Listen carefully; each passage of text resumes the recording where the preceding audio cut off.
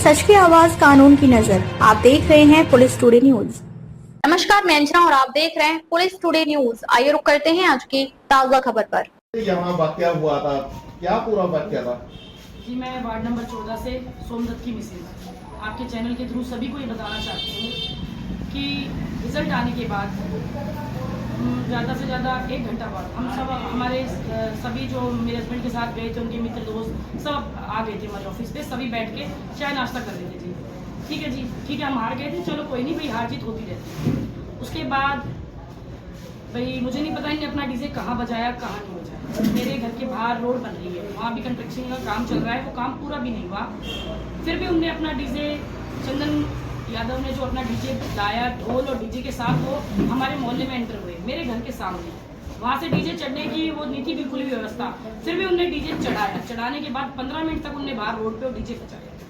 मेरे आसपास वाले जो भी जितने भी मेरे आए हुए थे, मिलने वाले जुलने वाले, वो सब बोल रहे कि कोई नहीं, छोड़ो भाई, पता है हमको ये अभी इस टाइम यहाँ बजा रहा है, इसीलिए बजा रहा है कि ये आप लोगों को दिखाना चाहता है। चलो मैंने कहा कोई नहीं, इग्नोर करो। हम लोग सब अंदर थे। फिर वो बिल्कुल डीजे हमारे घर के बाहर आया, तो हम लोग सभी गेट खोल के देखने लगे।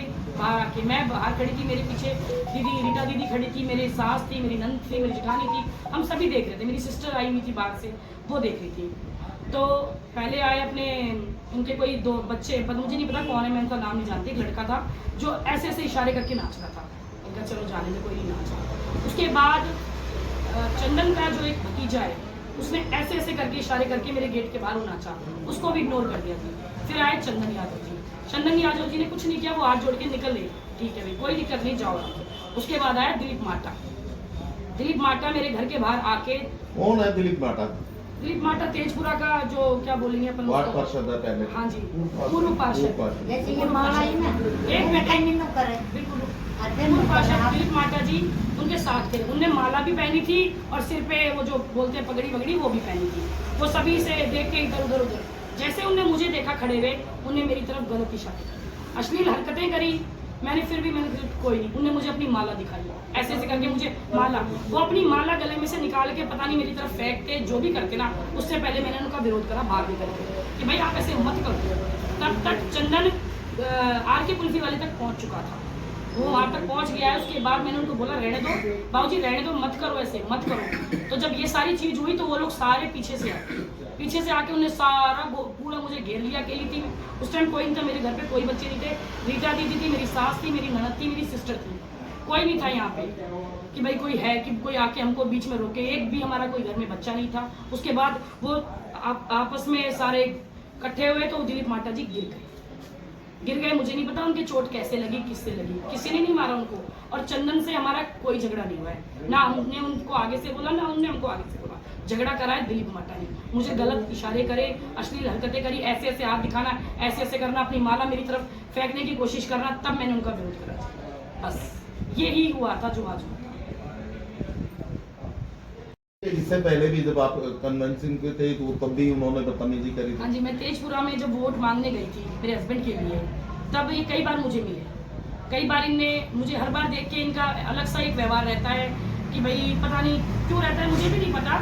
ये बहुत बड़ी उम्र के हैं, आप लगा लो मेरे अंदाजे से 70-80 साल के जो भी होंगे, और मैं इनसे बहुत छोटी उम्र में, इनकी बेटी की उम्र की हूँ।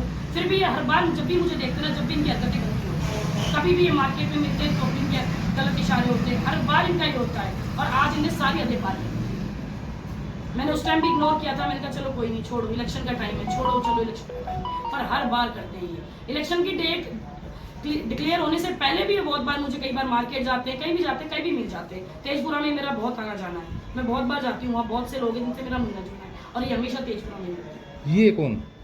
दिलीप माटा जी। अब आपने पुलिस में कंप्लेंट भी दी? बिल्कुल बिल्कुल, मैंने दरखास्त दी है, कंप्लेंट दी है जी मैंने, दिलीप माटा के खिलाफ दी है।